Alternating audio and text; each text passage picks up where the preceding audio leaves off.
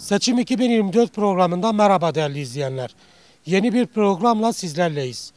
Bugün Van'ın Vestan ilçesindeyiz. Vestan'da seçimin nabzını tutacağız. Vestan halkına 31 Mart yerel seçimlerinde hangi partiyi destekleyeceklerini, Vestan'ın sorunlarını ve sıkıntılarını soracağız.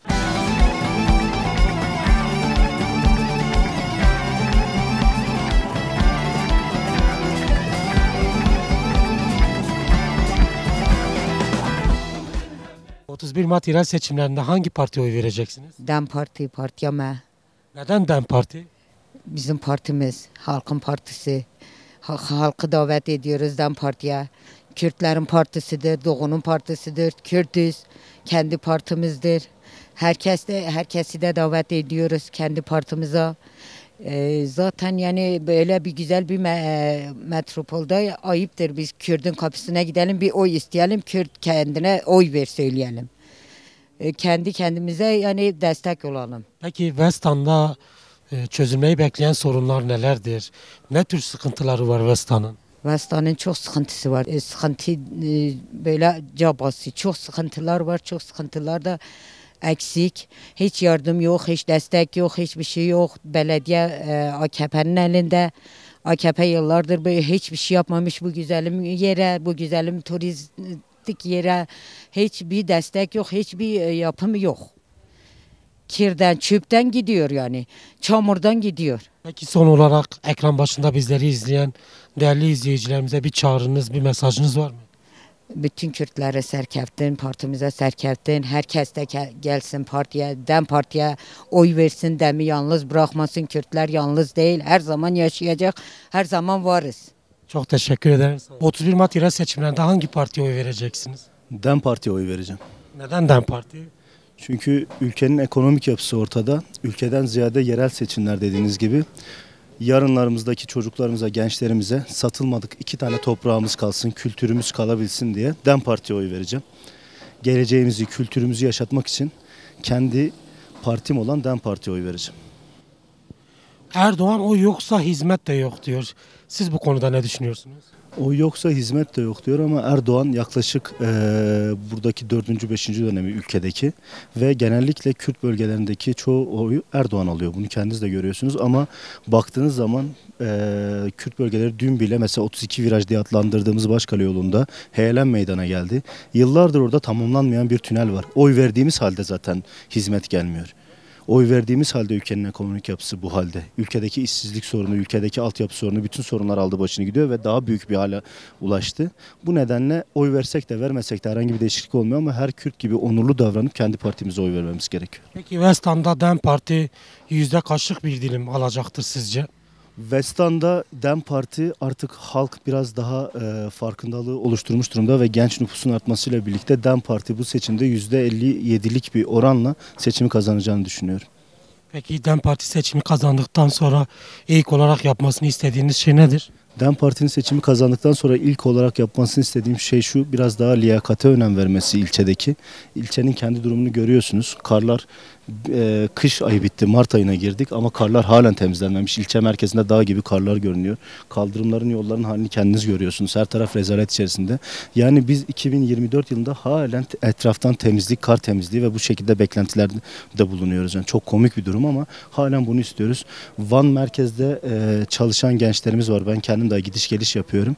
Akşam belirli bir saatten sonra araç yok. Ulaşım sorununun çözülmesi, altyapı projelerinin çözülmesi. İsteğimiz şu an bunlar. Herkes kendi iradesine sahip çıksın. Herhangi bir tehdite, herhangi bir hizmet gelmez ya da şu gelmez, bu gelmez gibi şeylere kulak asmasın.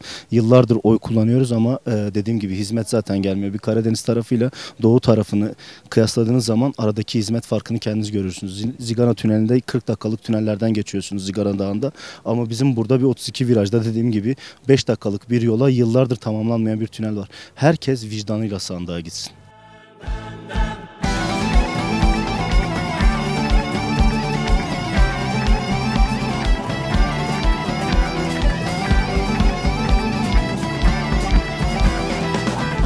İnşallah bu sefer biz kazanacağız.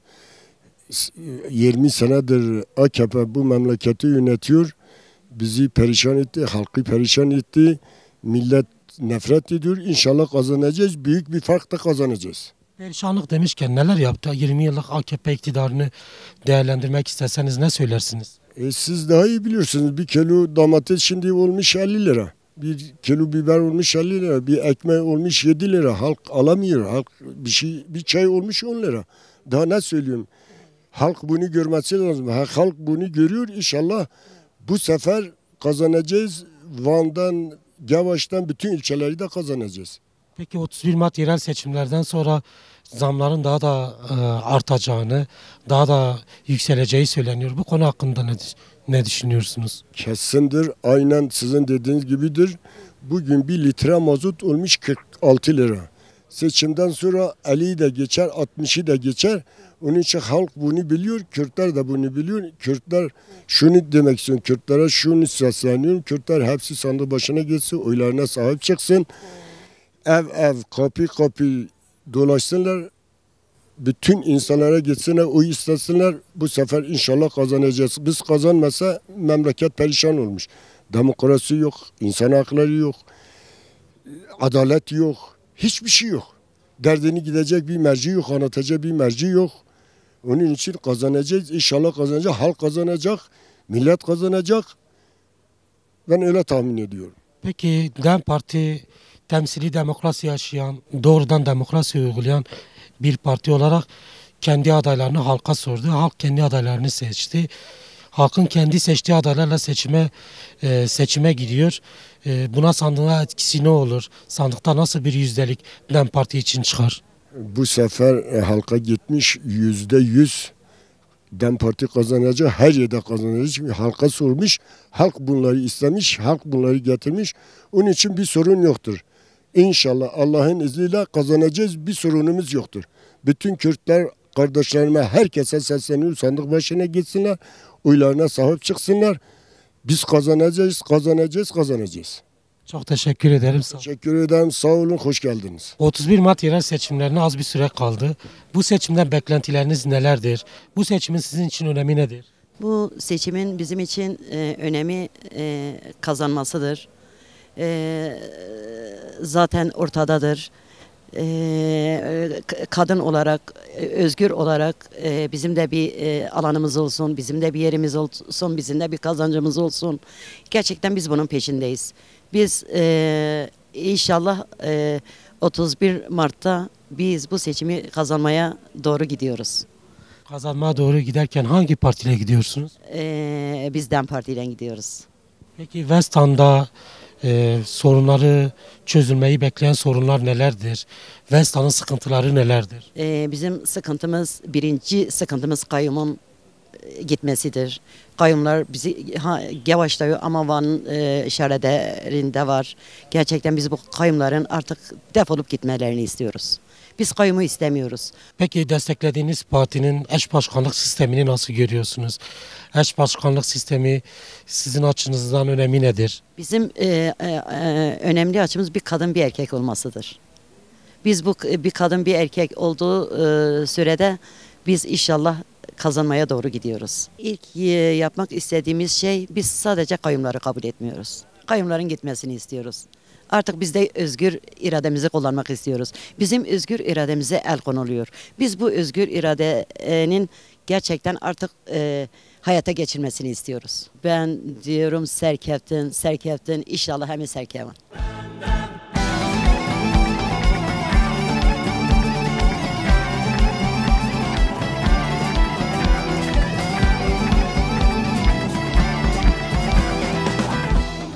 Tabii ki DEM Parti. Neden DEM Parti? Şimdi DEM Parti şudur. Kürt halkı üzerinde halkın artık karar verdiği bir partidir. Onun için DEM Parti. Peki DEM Parti sandıklar açıldığı zaman yüzde kaçlık bir dilimle kazanacaktır Westan'ı? Şimdi DEM Parti 2014'te 7 oyla seçimi kaybettik. 2009'da 37 oyla seçimi kaybettik. Yani DEM Parti bu sefer seçimi alacak. Yüzde kaçlık bir dilimden bahsedebiliriz? Şu anda %80'i diyebilirim.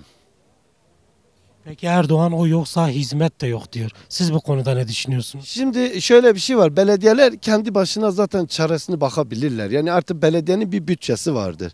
Belediyeyi kazanan şahıslar bütçeyi değerlendirseler sıkıntı olmayacağına inancındayım. Peki biz de Westan'da sokak sokak mahalle mahalle gezerken diğer partinin çalışmalarına tanık olduk. İşte seçim araçlarında Kürtçe müzikler çalıyorlar. Billboardlarda, afişlerde Kürtçe selamlamalar yapıyorlar. Ama desteklediğiniz DEM Parti mecliste Kürtçe konuştuğu zaman X dili olarak geçiyor. Ya da sesleri kısılıyor, Kürtçe konuşmaları engelleniyor. Bu durum size ne kadar samimi geliyor? Şimdi o durum bize samimi gelmiyor. 2014'te aynı şeyi yaptık. Bir anlaşma olduğunu söylediler partiler arasında ama maalesef onların söylediği şekil konuştukları gibi olmuyor yani. İnsanlar artık inanmıyorlar AKP'ye.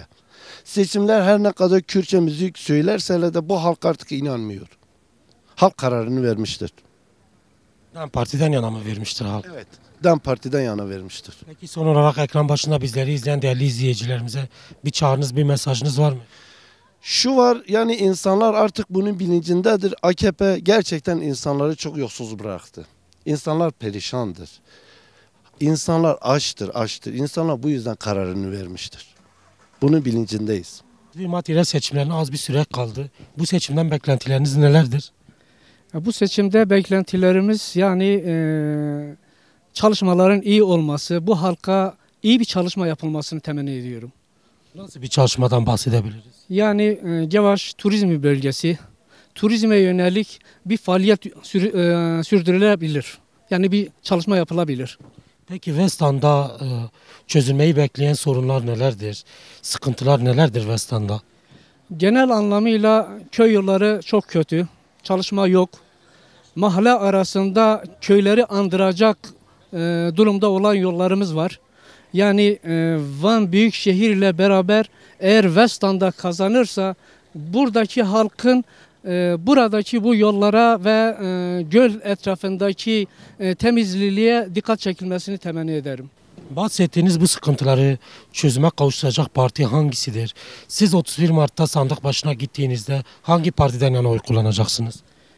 Ben DEM Parti'den yana oyumu kullanmak istiyorum. Yalnız bu yönde yine bölgede çalışmayı sürdürebilecek parti bana göre DEM Parti olacaktır. Çünkü bu halka daha yakın olduğunu gördüğüm için ben bunu söylüyorum.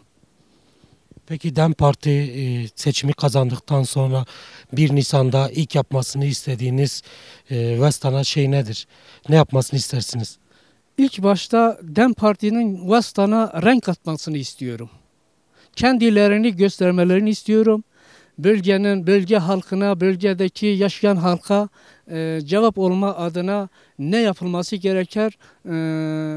Ortak bir duruma varmalarını istiyorum. Peki Westan'da 31 Mart seçim günü sandıklar açıldığında DEM Parti kaçlık oyla seçimi kazanabilir? Yani burada tabii çoklu parti sistemi var şu anda Westan'da. Yani CHP var, AKP var, DEM Parti var, Yeni Refah var. Yani burada %50 oranında olacağına inanıyorum. Ama bu halkın coşkusunu da ben şu anda halk arasında dolaşıyorum. Daha fazla olacağına ben inanıyorum, kanaat getiriyorum. Çok teşekkür ederiz. Sağ olun.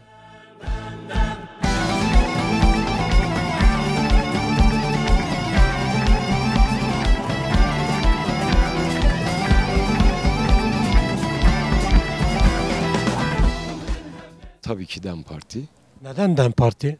Çünkü bizim partimizdir. Kendimizi en iyi şekilde ifade ettiğimiz alandır.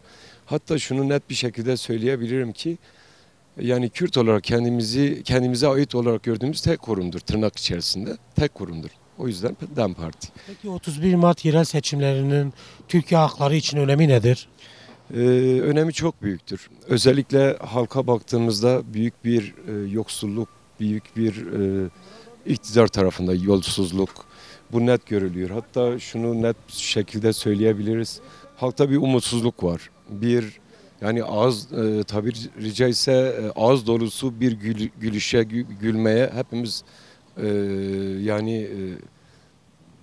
bunu eksik görüyoruz. O yüzden umut için, halkların kardeşliği için, halkların sevgililiği için, haksızlığa karşı, hukuksuzluğa karşı, yoksulluğa karşı, yolsuzluğa karşı tabii ki DEM Parti diyoruz.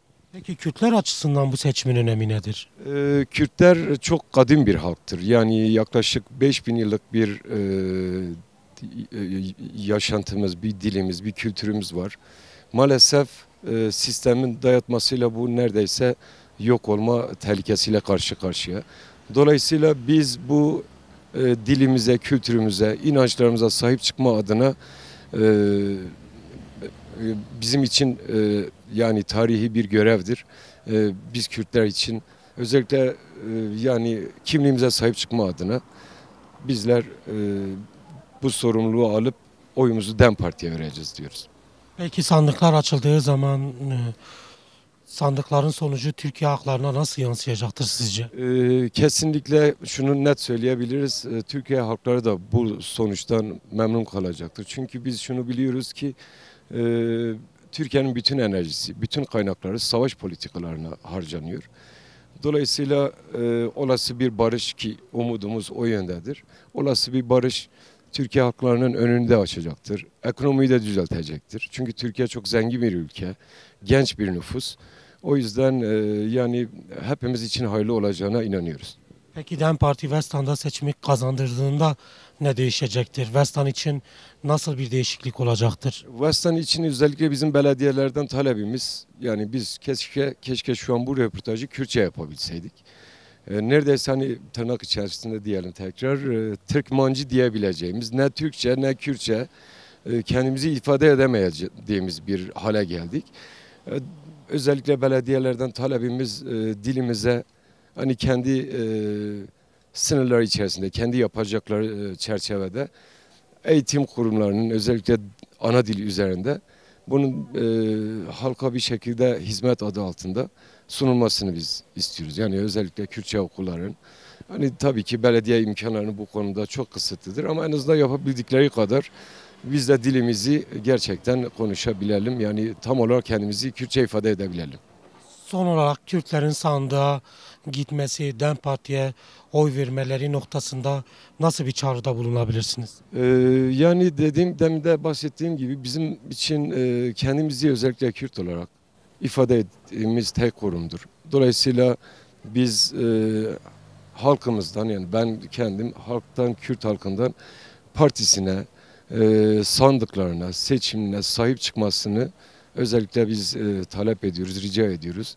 Gelelim kimliğimize oy verelim. Türkiye bu haksızlıktan, hukuksuzluktan bir an önce kurtulsun. Kayyum politikasından kurtulalım. Barışı, eşitliği, huzuru birlikte inşa edelim diyoruz. 31 Mart yerel seçimlerinde hangi partiye oy vereceksiniz? Tabii ki DEM Parti'ye vereceğiz. Yani, Neden DEM Parti? yıllardır yani kendimize veriyoruz. Yani DEM Parti olarak biz de zaten DEM Parti halktır. O yüzden yıllardır oyumuzu veriyoruz. Habire gasp ediliyor bir şekilde kayyumlar atanıyor. O yüzden pes etmeyecek şekilde her zaman yine oyumuzu DEM Parti'ye vereceğiz. Peki kayyumlar demişken kayyumların Van'da 8 yıllık icraatlarını nasıl görüyorsunuz? Nasıl değerlendiriyorsunuz? Yani hiçbir icraatlarını görmedik. Sadece taraftar davrandılar. Kendi insanlarına, kendi halkını bir şekilde menfaat uğruna bir şekilde zengin ettiler. Yani bir çıkar yoluna herkesi bir şekilde zengin ettiler ama başka bir hizmet deseniz görmedik. Yani hiçbir hizmetlerini de görmedik. Kayyumlarla ilgili ne söylenebilir bilmiyorum. Hani vali olarak atanıyor. Hangi önce il vali görevini mi yürütecek yoksa belediye hizmetini verecek? Net olarak onlar da bilmiyor. O yüzden yeterli gelmiyor hiçbir şekilde. Peki kayyumların atanmasının amacı nedir sizce? Yani sadece Kürtlere hiçbir hizmet yapmamak, başka bir şey değil. Yani Kürtlerin kendi oyumuzu gasp ediliyor, başka bir şey değil. Yani bizim oylarımız biz kendimize veriyoruz. 2 ay sonra kayyum atanıyor. O oyları kayyum kendi oylarmış gibi sayıyor. Gelip o koltuğu gasp edip üzerine oturuyor. Bu şekilde yani. Peki kayyumların Kürt diline saldırısı, Kürt hafızasına tahammülsüzlüğünü nasıl değerlendiriyorsunuz? Nasıl görüyorsunuz? Yani Kürtleri zaten kabullenmiyorlar. Yani şu an mağdur olup da işe alınanlar kayyum geldiğinde hepsini zaten işten çıkarıyor bir şekilde mağdur ediyor. Yani hiçbir Kürtlere hiçbir faydası olmadı. Yani görmüyoruz da olmayacak da. Peki 31 Mart yerel seçimlerinde sandıklarda kayyumları nasıl bir sonuç bekliyor? Yani her zaman aldıkları cevabı alacaklar. Yine her zaman 0. Yani Van'da bütün ilçeler yine HDP alacak. Van merkezde yine HDP alacak. Bu kesin ama ne kadar kayyum atansa da biz pes etmeyeceğiz. Her şekilde mücadelemizi vereceğiz. Son olarak ekran başında bizleri izleyen değerli izleyicilerimize bir çağrınız, bir mesajınız var mı? Yani herkesin elini vicdanına bırakmasını istiyoruz. Yani vicdanlı davranmalarını istiyoruz bu şekilde. Çok teşekkür ederim. Ederim, sağ olun.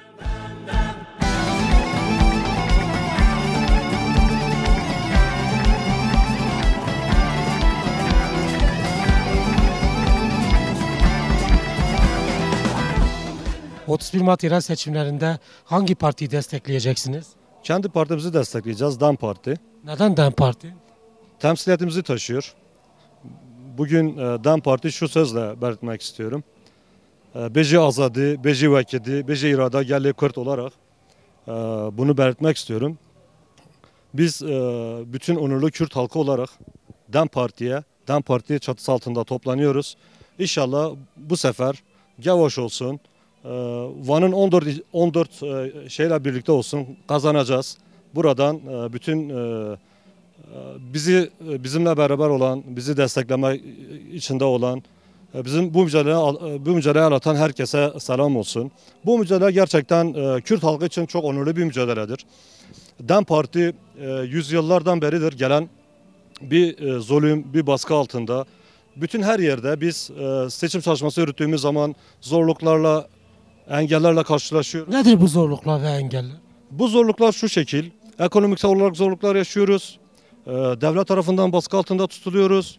Bugün irademizi yok sayan bu AKP, MHP bizim bütün seçtiklerimiz belediye başkanlarımız olsun, ilçe belediye başkanlarımız olsun, vekillerimiz olsun, eş genel başkanlarımız olsun, hepsini tecrit altında tutuyor.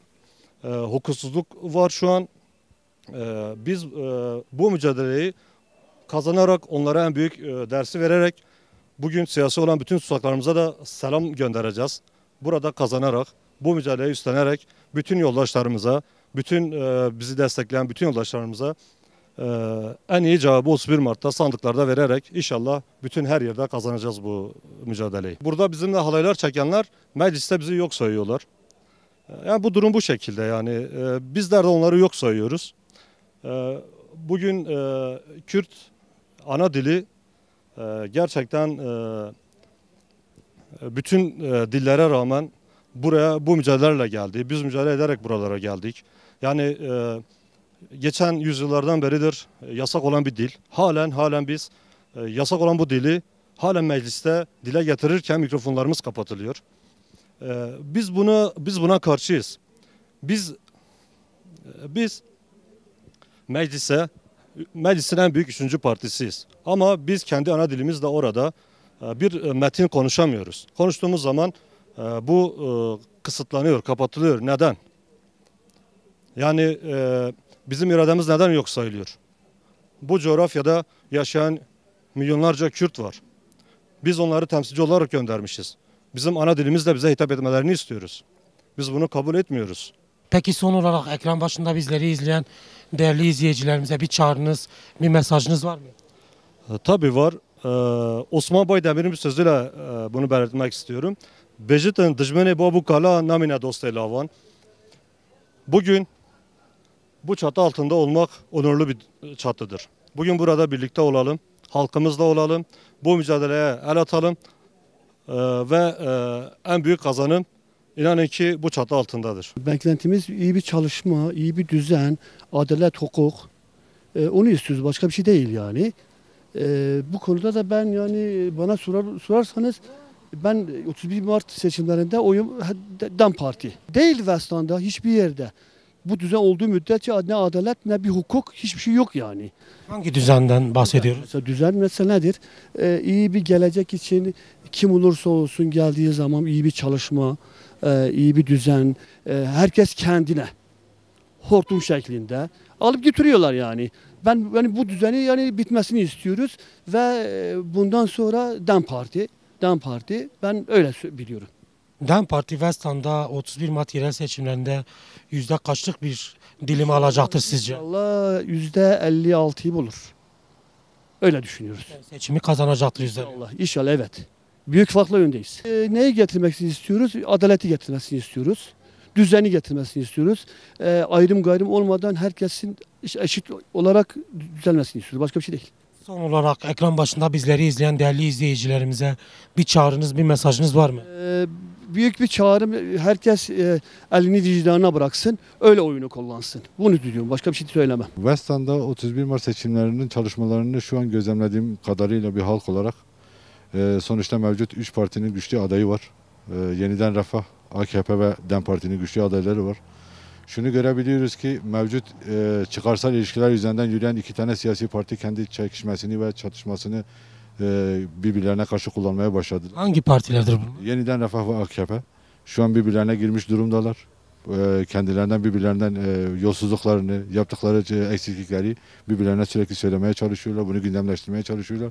Bu arada da DEM Parti şansı görüyorum bu konuda. DEM Parti de bunların içerisinden sıyrılabilecek güçte bir parti. Çünkü yıllardan beridir DEM Parti burada küçük oylarla kaybediyor. 7 oyla, 10 oyla, 20 oyla. Ve bu dönem bu eşiğin aşılacağına inanıyorum. Westan'da DEM Parti'nin yüzde kaçlık bir dilimi vardır? Seçimden zaferle ayrılmasını beklediğiniz yüzdelik nedir? Yani şu an yurttaş olarak, vatandaş olarak izlenimlerim şu, büyük ihtimalle %54-55 bandında bir oy alacağını düşünüyorum DEM Parti'nin. Bu da artık gerçekten ilçemiz için de büyük bir başarı olacaktır. Çünkü hiçbir zaman ilçeye hiçbir hizmet gelmemiş. Halk yapılan hizmetlerin hiçbirisinden memnun değil. Tamamıyla bireysel çalışıyorlar. Aileleri zengin ediyorlar, birbirlerini zengin ediyorlar. Başka hiçbir hizmet getirmiyorlar. Halkta da bir karşılıkları yok. DEM Parti'nin bunu aşacağına inanıyorum. Peki Kürtlerin sandık başına gitmesi ve DEM Parti'ye oy vermeleri noktasında nasıl bir çağrıda bulunabilirsiniz? Şunu söyleyebilirim. Hepimizin artık bu saatten sonra kendimizi sahiplenmesi gerekiyor. Sadece bu DEM Parti değil, kendimizi, Kürtlüğümüzü, kimliğimizi savunmamız gerekiyor. Kimliğimizi sahiplenmemiz gerekiyor. Hepimiz ev, mahalle mahalle, köy köy girebileceğimiz her yere girmemiz gerekiyor. Artık kendimizi de kentimizi de yönetmemiz gerekiyor. Bu anlamda halkımıza da diyeceğim, hepimiz beraber sahiplenelim, hepimiz beraber başarıya ulaşalım. Dem demamaya.